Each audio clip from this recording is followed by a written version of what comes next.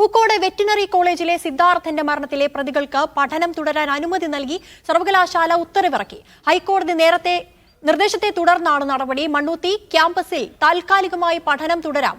ആർക്കും ഹോസ്റ്റൽ സൗകര്യം അനുവദിക്കില്ല. അനീസലി ഉണ്ട്. അനീസലി, വിവരങ്ങൾ.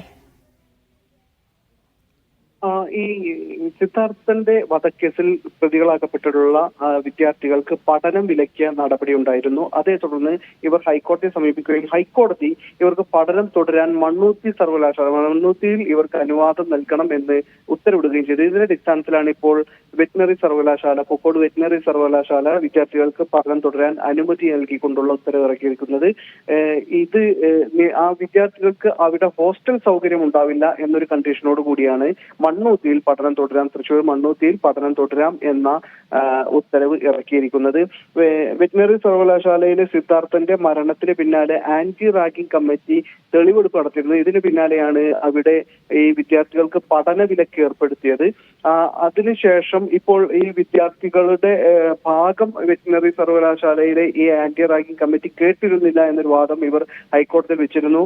ആ സന്ദർഭത്തിൽ ഇവർ പോലീസ് കസ്റ്റഡിയിലോ ഒളിവിലോ ആയിരുന്നത് കൊണ്ട് തന്നെ ആന്റി റാഗിംഗ് കമ്മിറ്റിക്ക് ഇവരിൽ നിന്ന് മൊഴിയെടുക്കാൻ കഴിഞ്ഞിരുന്നില്ല. ഏതായാലും ആ നടപടികൾ കൂടി പൂർത്തിയാക്കിയതിനു ശേഷം ഈ ആന്റി റാഗിംഗ് കമ്മിറ്റി അന്തിമമായ ഒരു റിപ്പോർട്ട് ഹൈക്കോടതിയിൽ സമർപ്പിക്കുക. അതുകൂടി പരിഗണിച്ചായിരിക്കും ഹൈക്കോടതി അന്തിമ ഉത്തരവ് പുറത്തിറക്കുക. ഇപ്പോൾ ഏതായാലും ഹൈക്കോടതി ഉത്തരവ് പുറത്തിറക്കിയിരിക്കുന്നു. ഇവർക്ക് പഠനം തുടരാം.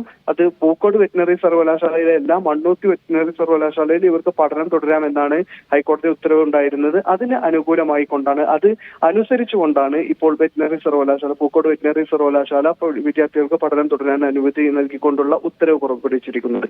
ശരി, സിദ്ധാർത്ഥന്റെ മരണത്തിൽ പ്രതികൾക്ക് പഠനം തുടരാൻ അനുമതി ലഭിച്ചുകൊണ്ടുള്ള ഉത്തരവ് ഇറങ്ങിയിരിക്കുന്നു. വിവരങ്ങൾ നൽകിയത് ടി അനീസലി.